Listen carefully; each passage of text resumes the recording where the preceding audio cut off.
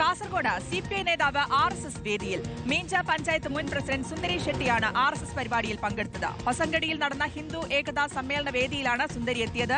ഇത്തവണ കടമ്പാർ വാർഡിൽ നിന്ന് LDF സ്ഥാനാർത്ഥിയായി മത്സരിച്ച് പരാജയപ്പെട്ടിരുന്നു. വിഷയത്തിൽ CPI ജില്ലാ നേതൃത്വം വിശദീകരണം തേടിയിട്ടുണ്ട്. അരുൺ പൂപ്പറമ്പയുണ്ട് വിശദാംശങ്ങൾ നൽകാൻ. അരുൺ, പാർട്ടി വിട്ടെത്തുന്ന രീതിയിലാണോ അതോ പരിപാടിയിൽ പങ്കെടുത്തു എന്നുള്ളതാണോ? നേതൃത്വം വിശദീകരണം തേടിയിട്ടുണ്ട്. വിശദീകരണം നൽകിയോ?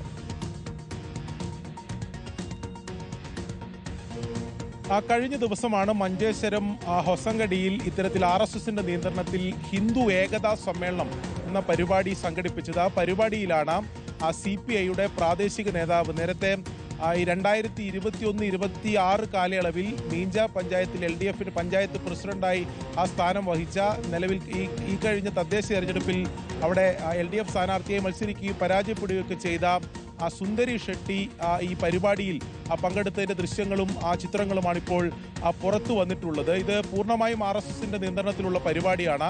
സംഘപരിവാർ സംഘടനകളുടെ ഭാഗമായിട്ടുള്ള കർണാടകയിലെയും കേരളത്തിലെയും നേതാക്കളൊക്കെ ആ പരിപാടിയിൽ പങ്കെടുത്തിട്ടുണ്ട്. ആ പരിപാടിയിലാണ് ആദ്യാവസാനം സുന്ദരി ഷെട്ടി പങ്കെടുത്തത്. ഈ ദൃശ്യങ്ങളൊക്കെ പുറത്തു വന്നതോടെ CPIയുടെ ജില്ലാ നേതൃത്വം നിലവിൽ ഈ സുന്ദരി ഷെട്ടിയോട് വിശദീകരണം ചോദിച്ചിട്ടുണ്ട്.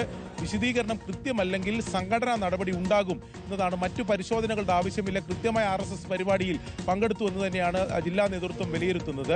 ഇതിൽ സുന്ദരി ഷെട്ടി പറയുന്നത് ഇത് താനൊരു വിശ്വാസിയാണ്, അത്തരത്തിലൊരു ഹിന്ദു ഏകതാ പരിപാടിയിൽ പങ്കെടുത്തു എന്നതിനപ്പുറത്തേക്ക് ഇതിൽ രാഷ്ട്രീയ മാനങ്ങളില്ല എന്നതാണ് വിശദീകരിക്കുന്നത്. എന്തായാലും ഇതിൽ സംഘടനാ നടപടി ഉണ്ടാവാനുള്ള സാധ്യതയാണുള്ളത്. ഓക്കെ, എന്നാലും പാർട്ടി വിശദീകരണം തേടിയിട്ടുണ്ട്. ഒരു വിശ്വാസി എന്നുള്ള രീതിയിൽ പങ്കെടുത്തു എന്നുള്ളതാണ് സുന്ദരി ഷെട്ടി ഇതിൽ പറയുന്നത്. അരുൺ പൂപ്പറമ്പയാണ് വിശദാംശങ്ങൾ നൽകിയത്.